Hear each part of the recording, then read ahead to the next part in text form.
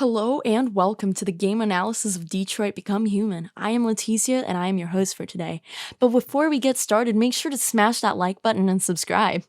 Now, without further ado, let's get started. Detroit Become Human, a tale set in the near future of 2038 that challenges what it means to be human, what it means to be alive. Our journey begins in 2012, when Quantic Dreams created a short technology demonstration with the short film Kara. Quantic Dreams had previously made other great hits such as Fahrenheit, Heavy Rain, and Beyond Two Souls that presented incredible narrative experiences, and they set the building blocks of what would eventually become Detroit. Detroit finally released in 2018 on the PlayStation. I had watched my cousin play it, and then I watched both PewDiePie and Jacksepticeye play it since I didn't have a PlayStation. I finally got to play it last year since I got a PC, and I saw that Detroit was on sale on Steam. In my opinion, Detroit Become Human is the best game that Quantic Dreams has made. From the world building, characters, gameplay, narrative, and even narrative branching. Detroit has incredible narrative structures and player agency, which we will touch more on later. The story begins with Elijah Kamsky, founder of CyberLife, who in 2022 had the first android to pass the Turing test. Due to the success of androids and revolutionary technology, CyberLife mass-produced androids and quickly changed the world. Similar to the current AI debate in today's world, ChatGPT and other AI engines are rendering many entry-level positions useless. In the world of Detroit, androids took over the workforce, leaving many people unemployed. Trouble begins to arise when androids start to deviate or not to follow their program. These machines start to gain free will and stand up for themselves in a world that hates them. The game begins with a chapter titled The Hostage, and it does an incredible job of introducing the tension between humans and androids, game mechanics, and the flowchart. The introduction chapter feels almost like its own thing, which is why I feel it was so successful as a demo for the game. You were able to successfully introduce some of the lore, conflicts, mechanics, and engage the player into hopefully buying the game. The mechanics of the game are quite simple. The player can walk, scan, select dialogue options, and also has quick time events. In some cases, those actions are timed, and if the player fails to complete it, there is a consequence. The developers of the game said that they want transparency with the player. They want honesty on what their choices really do. As a player, I love the flowchart. It tells me exactly what I missed and how many possible outcomes each chapter has. The flowchart tells the player how much agency they have. But let's take a step back and explain what agency is. It all begins with interactivity. Salen and Zimmerman, in their paper, describe interactivity as something that reciprocates. They define it in 3 different ways, but the key word is reciprocation. There is a reciprocal relationship of some kind between 2 elements in a system. This means that the player interacts and something happens. That can be something as simple as moving left to right, or something as complex as an intellectual participation between a person and a system. On a level above interaction, we have choice. That is the point of being presented with more than one possible interaction and not being able to complete all of them. Abhinav Narain, sorry if I butchered it, separated a choice into 9 different categories, ranging from hollow choices, dramatic, and long-term choices, all with different intended purposes for game experience. Detroit has a lot of dramatic choices that really have an emotional impact on the player. Agency is the feeling that the player has control over their choices. Extra credits further explained agency as having meaningful choices.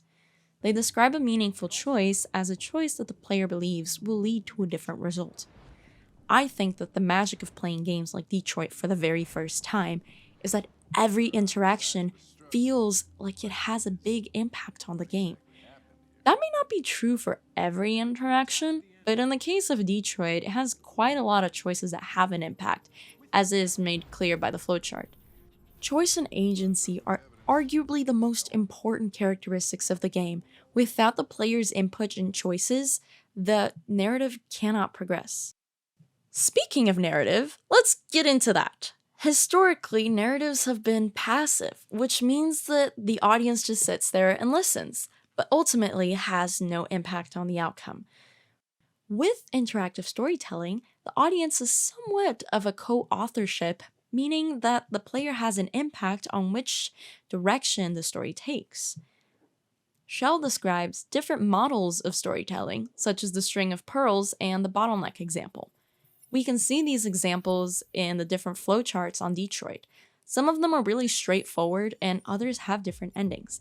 The end of each chapter, though, can be a bit deceiving since the bottleneck effect happens at the beginning of each chapter. Consequences do carry over, but the story is a lot more linear than the flowchart might originally lead you to believe. You can see this in the chapter selection. It just goes straight forward. But if you click on some of these flowcharts, you might see that they have different flowcharts for each chapter, mostly towards the end though. In Detroit, we the player follow 3 different character stories, all of which interlock and also present a different perspective on the android revolution. We have Kara, a maid android who deviates and adopts a human child and whose story focuses on love and humanity despite being a machine. Marcus, an android that becomes the leader of the android revolution. And Connor, a prototype detective android created as CyberLife's last hope and whose function is to be a deviant hunter.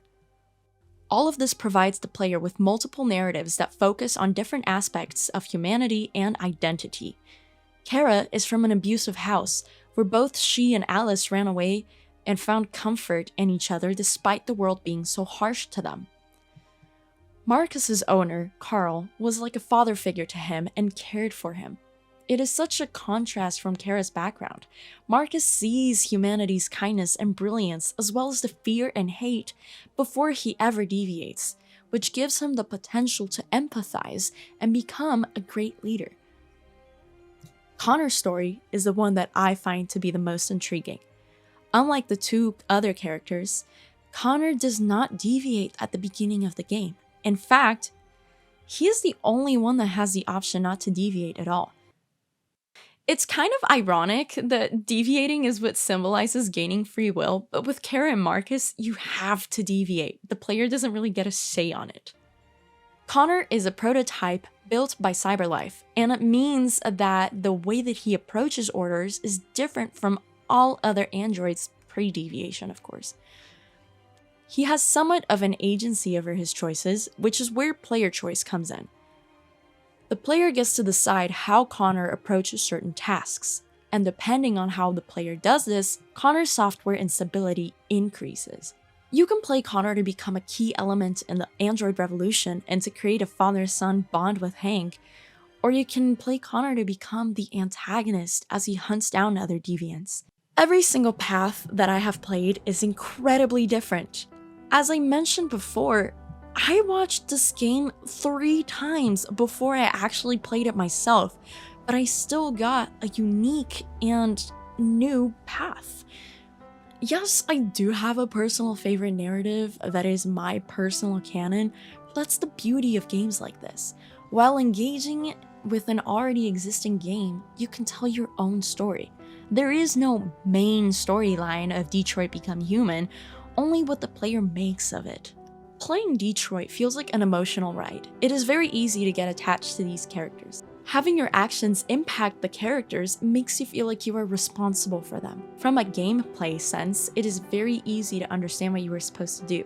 The scan/guide feature is also an incredible tool since you can help narrow down what things are interactable and where the objective is located. Narratively, I wanted each character to succeed.